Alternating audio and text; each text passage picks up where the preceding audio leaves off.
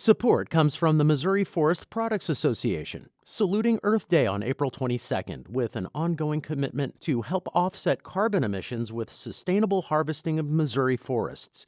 Details at choosewood.com. Welcome to St. Louis on the Air. I'm Sarah Fenske. You might not realize it, but you totally know the work of Mary Engelbreit. The St. Louis illustrator's distinctive style graces greeting cards, calendars, and mugs. Her children's books include The Snow Queen and The Nutcracker, and the rosy-cheeked cherubs on intricately colored pages make them a favorite for kids and parents alike. But Mary Engelbreit isn't just about hearts and gorgeously drawn flowers. She's also fought for women's rights and urged people to vote in sometimes tough terms. A poster she designed proclaimed the Constitution is not going to uphold itself. In 2014, she even weighed in on the events of Ferguson. This weekend, Engelbreit will be a guest of honor at BookFest, the literary festival sponsored by the Central West End Business Community Improvement District and Left Bank Books. Joining us by phone to discuss her work and preview that event is Mary Engelbreit. Mary, thanks so much for joining us today. Oh, thanks for having me. I appreciate it. What do you love most about Mary Engelbreit's work? Do you have a fond memory of one of her children's books or greeting cards? Give us a call at 314-382-8255. That's 382-TALK. Or you can send us a tweet at STL On Air or email us at talk@stlpublicradio.org. Now, Mary, you're one of the best-known illustrators working in the U.S. today, so I was a little bit surprised to learn that you never went to art school. How did you first get your foot in the door? Well, how did I? I actually I started having shows around St. Louis in little stores and then specifically in Left Bank Books. Every year I'd have a show, and I realized that people really liked the stuff. And so eventually I sent it to a few card companies. There were a lot more independent card companies back then. And I sent my work there. Several of them took it. And it just kind of grew from that. That's amazing. And is this something you always kind of knew you wanted to do, or had you originally pursued a different day job? No, I always wanted to do this. I remember telling my mother when I was about 11 that this is what I was going to do. And my parents, God bless them, were always so supportive. And I mean, I'm sure they had no idea how I was going to make money doing this, but right. How does one become an illustrator? Exactly. And neither one of them were artistic, but they really were always supportive, had the house full of art supplies. And I took some art classes in the neighborhood. And so I never felt like it was an impossible dream. You know, I just assumed that this was going to happen because that was kind of their attitude. Well, okay, that's what you want to do.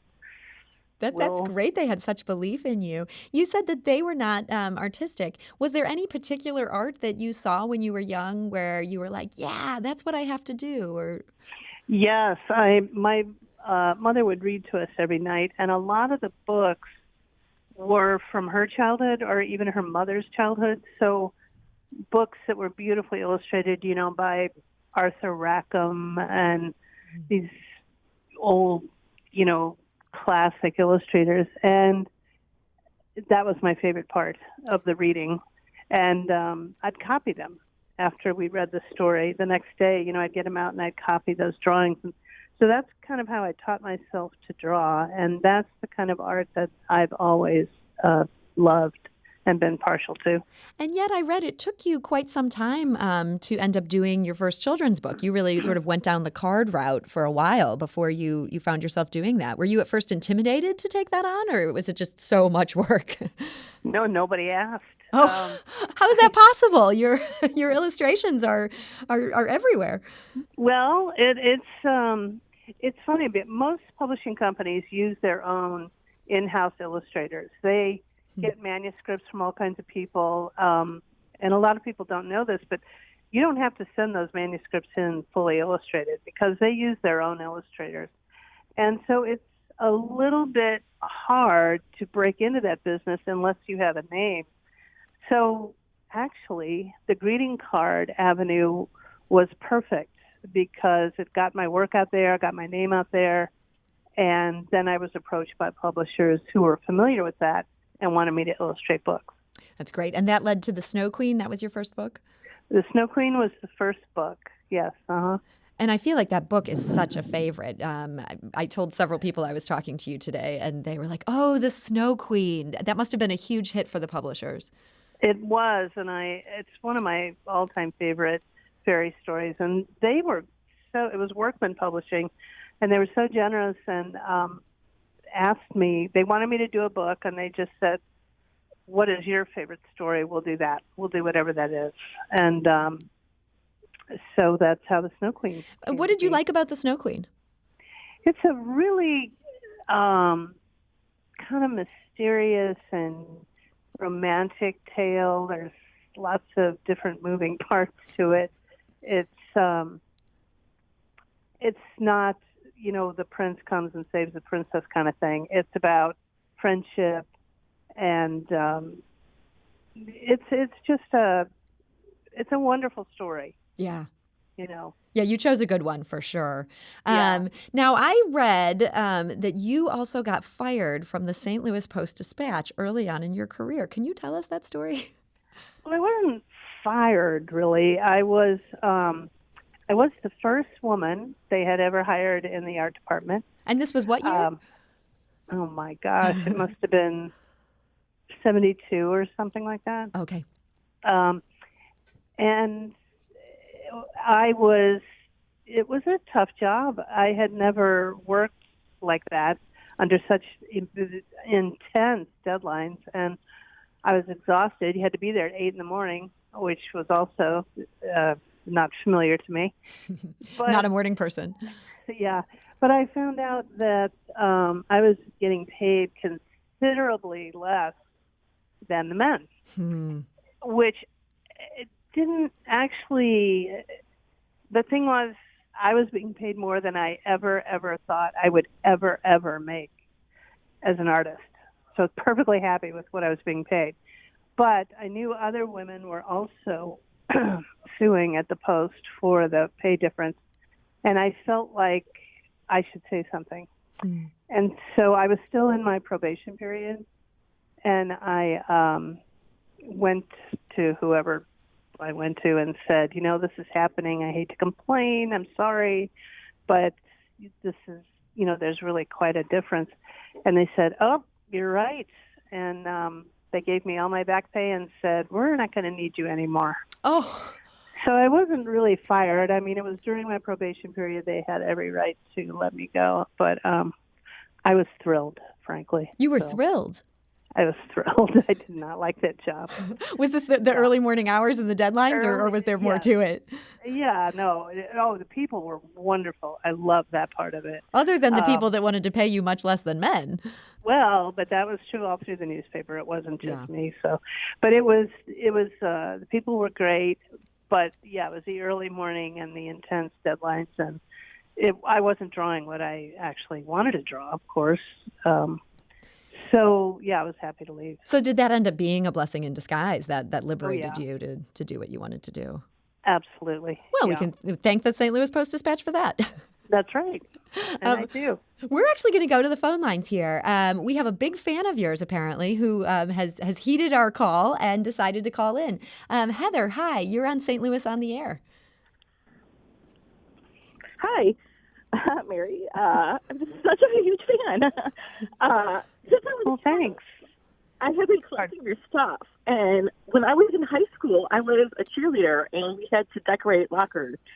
And I used your images to cut out and put on the lockers, and I had to get there early because they were stolen as soon as I put them up.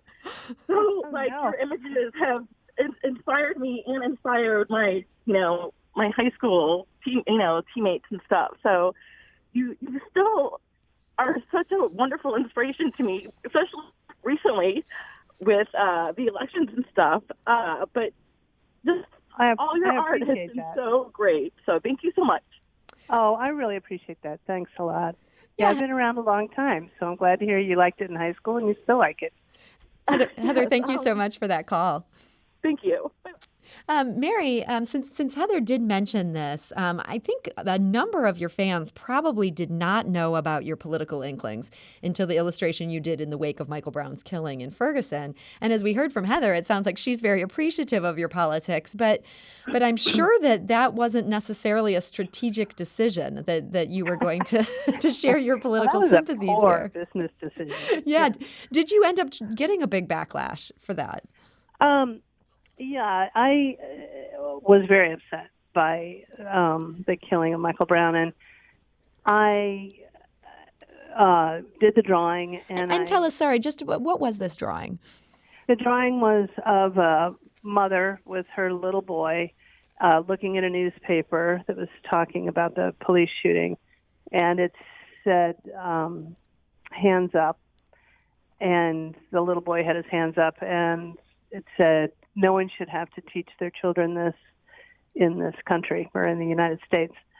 And so I put it on Instagram, and I think I put it on Facebook too. And I didn't tell anybody at work that I was doing this. I just did it. And so I watched in horror as we lost, people were just leaving horrible messages and getting off the page. I think we lost 10,000 people that day. Oh, my goodness. 10,000 followers. But we gained 100,000. People were writing in saying, you're right, this is horrible, this terrible state of affairs and heartbreaking and blah, blah, blah. So we gained about 100,000.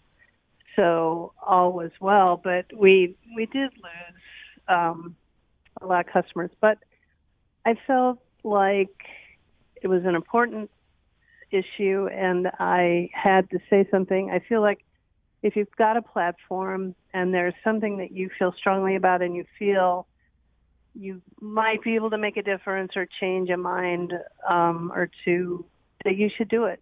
Mm-hmm. You should speak up. So it was a scary day, but yeah, it sounds like a roller coaster. Yeah, it really was. It really was. And your team, I mean, you're not just Mary Engelbreit, you're also Mary Engelbreit Inc. I mean that figuratively, of course. But, I mean, you must have worried at some point that these people whose livelihood depended on you. Exactly. You made this decision. I was panicking, yeah. And I thought, oh, my Lord, what have I done? But, and they were all wonderful. They were all 100% behind me. And as I say, by the end of the day, we knew that all was not lost. And how nice to have a happy ending on that. I guess I'm wondering, though, do you think if people had been paying very close attention to your work up till that point, do you think they would have picked up on clues of what your politics were? Or is that something that it really wasn't until that moment, that it was Mary Engelbreit unleashed? No, I think that's a good question. I thought it was, I didn't feel odd posting that because I felt it was obvious through my drawings or, things that I would post on Instagram or something, how I felt about things. Not specific things like that, but, I thought, I always like to put a little bit of myself into all the drawings, and so I thought that it was, it would have been obvious to anybody who was really looking, but apparently it wasn't. People don't always pay so much attention on social media. No. And they're cute little drawings. Nobody's going to read heavy-duty things into them. So I guess that's why it came as a shock. I'm actually going to go back to the phone lines. We've got another caller who I think has something she'd like to share with our audience. Hi, Anne from Creve Coeur. You're on St. Louis on the Air. Yes, hi. Hi, Mary. I've been a fan of your work for a long time, and I grew up in the 70s and 80s in St. Louis. Thank you. I appreciate it. Yeah, and like you copied pictures from books that you read as a child. I used to copy your pictures. And starting with ads that were for like Left-Bank books and things like that, and subsequently copied other artists' work and became an artist and a graphic designer that I am now. And I've always loved your work, so you were always an inspiration to me. Oh, that's great. That's wonderful to hear. Anne, thank you so much for that call.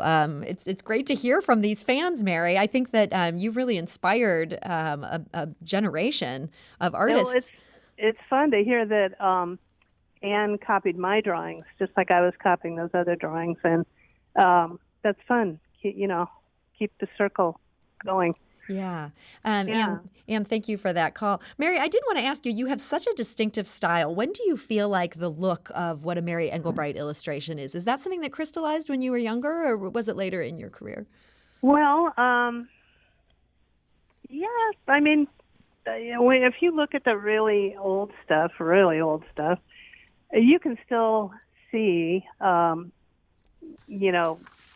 of the same style that I'm using today, but obviously, as I always tell my kids, if you do something every single day, you're bound to get better at it. So, I think it's a little more sophisticated now. And I used to be afraid to color anything in. I did a lot of black and white ink drawings, and I was terrified to color anything in because I was sure I was going to ruin it. But and now your work is so colorful.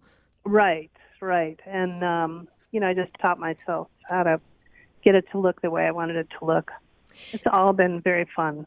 Do you feel like being in St. Louis has hurt your career, that people might hire you for bigger projects or take you more seriously if you were in New York or Los Angeles? I don't. I think it's more of a question of if I had been willing to travel more, maybe been a little more ambitious, I could have, done the TV thing and that kind of thing. I wasn't really willing to do it. It's not what I wanted to do. I really just wanted to sit in my studio and draw. So you can do that from anywhere. I love St. Louis. My family was here. All my friends were here, and I never had a desire to leave. But I do think it would have been a very different career had I done so. And if you had been willing to leave or had been willing to travel more, what do you think you would have ended up doing that you haven't gotten to do here?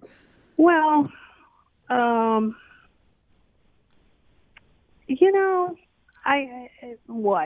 maybe a TV show or something. But we produced a decorating magazine from here in St. Louis that was, loved worldwide. So really, you can do anything from anywhere, especially nowadays. There's no reason at all to have to go to a certain city to do it. Now no one has to travel. That was more true back then. Yeah, but I just never wanted to. I liked it here. I'm going to go back to the phone lines. We've got one more caller here. Brent, hi. You're on St. Louis on the Air. Hi, Mary. How are you doing? I'm good. How are you? Good. I just wanted to say that I'm such a fan, and actually, my whole family was. And growing up, we had a bathroom that was dedicated to you with a black and white checkerboard Mary Engelbreit wallpaper, and then your prints and frames and all that. That's great. I love to hear that. Oh, well, it was great talking to you. Thank you. Thank you. Yeah, Brent, thank you so much for that call. I love the idea of the Mary Engelbreit bathroom. That's when you know you've made it. The honorary bathroom. That's right. Now, Mary. What? Go ahead. Sorry. We have just about 1 minute to go. I wanted to just foreshadow. You're going to be talking to Chris Kleindienst of Left Bank Books this Saturday. Right. Give us a little preview. What are you going to be talking about? You'd have to ask Chris. She's asking the questions? Sure. And yeah, she's going to be asking the questions, and I'm pretty sure it's just kind of what we talked about today, the history of the business and how I wound up being a little more political than anybody thought I was going to be. So it should be a fun conversation, and Chris and I are old friends, so it should be fun. And you said Left Bank is one of the first shops to stock your cards. Is that what made you say yes to this event? Absolutely. I would do anything for Left Bank. They one of the first stores to have my cards, but they were also one of the very first places to let me have a show at their store before I was published anywhere. So they've been one of my great supporters, and I would do anything for them. Well, Mary Engelbreit, thank you so much for joining us today. Thank you so much. It was fun. You can catch Mary this Saturday afternoon at 2 p.m. at BookFest in the Central West End. She'll be in conversation with Left Bank Books co-owner Chris Kleindienst. This is St. Louis on the Air on St. Louis Public Radio, 90.7 KWMU.